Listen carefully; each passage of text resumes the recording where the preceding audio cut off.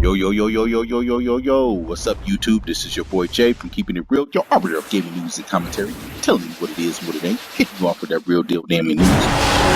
So what's going on, everybody? I would appreciate if you would like, share, subscribe if you dig my content. So yeah, like usual, I'm going to go ahead and dig right in, hit you off with another rapid fire video. So first of all, I just want to thank everybody for checking out my video today. And you know what, man, this one's gonna be about is the PS4 Pro, have we already seen it reach its limits of what it can do? I want to talk about the prospect of that, man, because you know, of course, like usual, I'm gonna go ahead and link this in the description. This is yet another game, that new Spider-Man game that's gonna be, you know, this is from Insomniac themselves, man, that states that they're not even trying to do a 60 frames per second on this game because the Pro ain't hacking it. It's just not going to happen. And they were asked, well, could they do a 1080p 60 frames per second option? And they're like, no. Hell no. Yeah, not with the Pro. It ain't happening. It's just not powerful enough, man. And this is yet another developer just confirming that, you know, once again, the Pro is not hitting either one of the marks that we would be looking out for, which is either 60 frames per second or native 4K. Doesn't look like the Pro is going to be once again hitting neither one of those marks. And my question is, have we really seen the full limits of what the Pro can do? Is this it? And this is like what I told people a long time ago, man. I told people a long time ago, and I guess they're going to have to learn their own, whether they believe it or not. The Pro was never designed to be really a 4K console. It never really was designed for that. It was mainly designed to be a step above the PS4, obviously, and to help out the VR, to run more smoothly, man.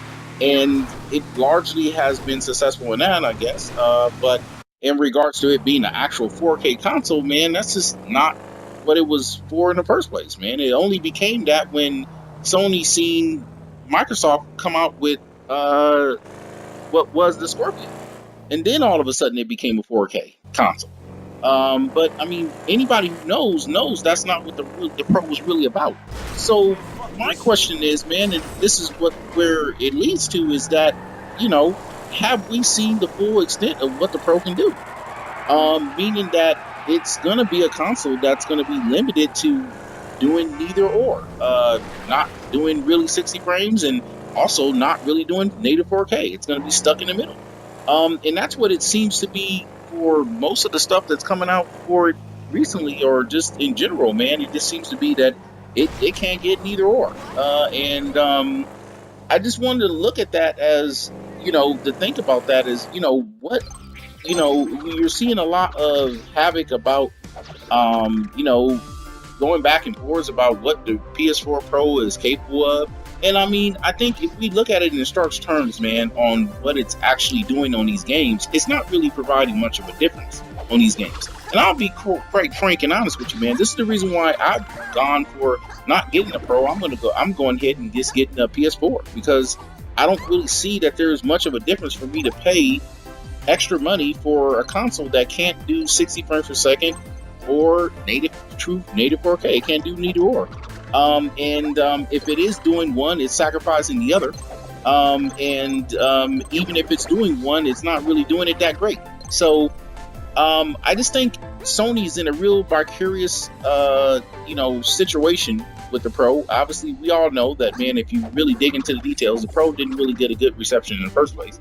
You know, and you know, regardless of all the BS bias media coverage, that you know, the Xbox X, who is it for? I think everyone knows who it's for. You know, it's for gamers in general, man. Whether if you're casual or whether if you're hardcore, man, you know, it's gonna be in it because it's for the future. You can't really say that about the Pro at this point. Whether it's for the future. But the thing is about it is, I think it needs to be really looked at about, you know, when you're weighing over your options. I think the truth needs to come out, man, that, you know, game after game after game, this thing can't live up to the standard of what they're trying to advertise it. And I just think the truth needs to come out, man. It needs to stop being all these lies, people not keeping it real because they're playing favoritism.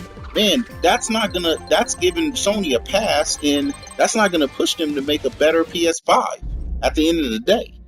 Because if gamers are giving them pass and that's okay, imagine if that was Microsoft's console that couldn't do neither or great, couldn't do 60 frames per second good, or couldn't do native 4K. You think Microsoft will be getting a pass? Hell no, of course not. But that's made Microsoft better because they don't get those passes, and that's the thing I want to see for Sony. Man, people need to call it out as what it is. That we keep getting game after game that's just not performing, and you're getting Sony trying to monopolize Destiny 2. All this is happening because we're giving Sony a pass, and I just think it's time to call it out for what it is, and hold Sony's feet to the fire and make sure that they come out with a better PS5.